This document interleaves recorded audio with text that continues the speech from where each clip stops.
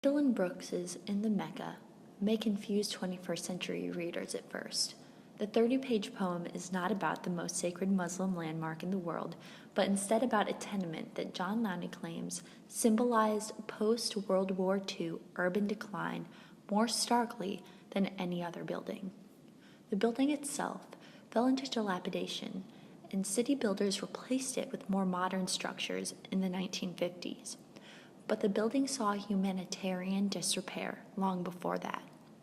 Brooks wrote In the Mecca in the early 1960s, and it tells a story of a young girl's disappearance and murder, but it is also a commentary about the lives of the urban black population and their place in society's conversation, both public and private. As we follow the search for young Pepita Smith, we witness a diverse and dimensioned portrayal of black life in the 50s. When we look at the poem from an interactional lens, the poem itself is a tribute to Brooks's style of writing about black people, while also being a testament to darker and more serious work. In the Mecca is one of the longer poems of its era, as not many poems themselves extended more than a few pages. Not only is it a longer poem, but it follows a relatively simple narrative. A girl disappears and her family goes looking for her. Brooks layers other elements to stoke a deeper conversation, criticizing urban renewal and urban decay, of which the predominant conversation neglected the real issues of racism and housing segregation, according to Kukrich-Tova on page 457. According to Hughes, In the Mecca was Brooks' last published work, and the poem marks the end of one age for a poet and the beginning of another. Hughes goes on to support Brooks' shift, claiming Brooks keeps the poem multivalent and both complex and shifting as it is precise. Like usual among Brooks' work, we witness strong imagery when describing her characters. According to Jenny Renner, Brooks's material most often is people. We see in the poem that she introduces at least 18 distinct characters. These characters at least involve a persona, whether it be Alfred, the concerned older brother, Aunt Dill, the Smith's God-loving relative, or Way Out Morgan, who hoards guns and plans to revolt against white society.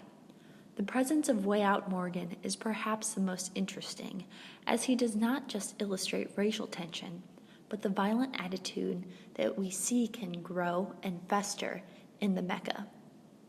The clearest tension in the poem we see isn't between black and white, though there is some tension between Miss Smith and the officers who fail at saving Pepita in the end.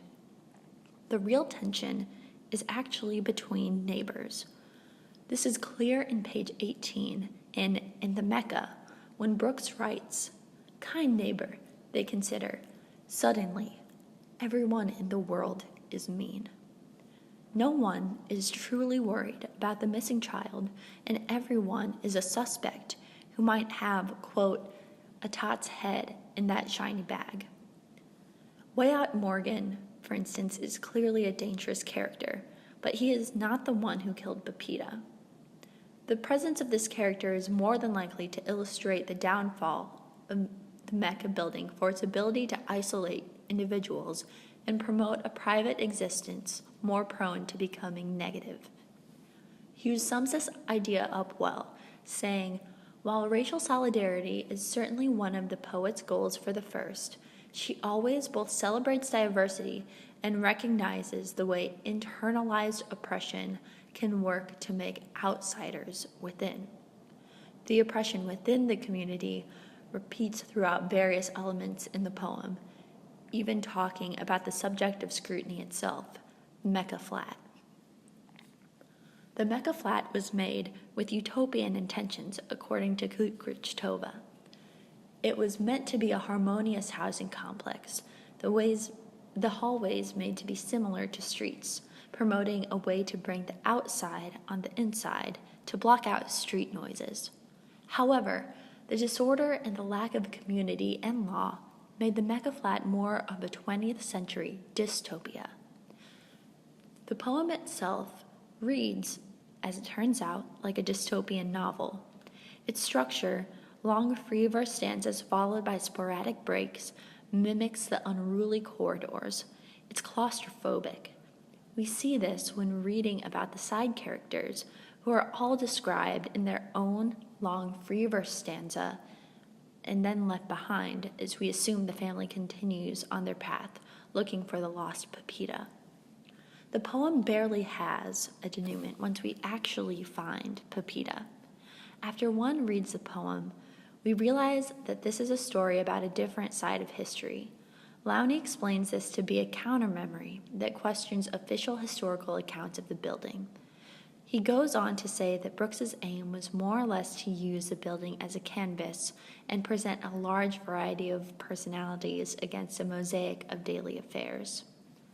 Keeping this in mind, this poem is a grim path through dark and dirty corridors in a tenement that housed a population of people Brooks thought deserved a voice and conversation of their own. The poem is far from happy and far from lyrical like Brooks's other work, but it stands alone as one of Brooks's most profound.